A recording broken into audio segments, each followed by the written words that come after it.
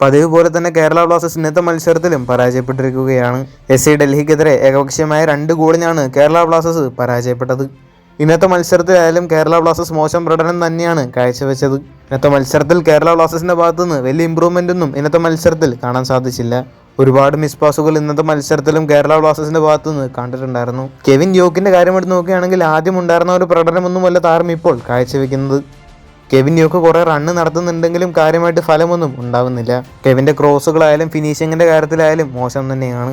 താരം അനാവശ്യമായിട്ട് ഡ്രിബിളിങ്ങിന് പോകുന്നതാണ് മറ്റൊരു പ്രശ്നം. മറുവിങ്ങിലുള്ള നിഹാൽ സുധീഷിൻ്റെ പ്രകടനവും നിരാശ തന്നെയാണ്. ഈ ഒരു സീസണിലെ കേരള ബ്ലാസ്റ്റേഴ്സിൻ്റെ 6ാമത്തെ പരാജയമാണ് ഇത്. മുഹമ്മദ് അൻസിന് ഇതുവരെ പോയിന്റുകളൊന്നും ഇല്ലാത്തത് കൊണ്ട് തന്നെ കേരള ബ്ലാസ്റ്റേഴ്സ് നിലവിൽ 13ാം സ്ഥാനത്താണ്. മാത്രമല്ല ഇന്നത്തെ മത്സരത്തിൽ കേരള ബ്ലാസ്റ്റേഴ്സിനെതിരെ ഗോൾ നേടിയത് മലയാളി താരമായിട്ടുള്ള മുഹമ്മദ് ഐമനായിരുന്നു.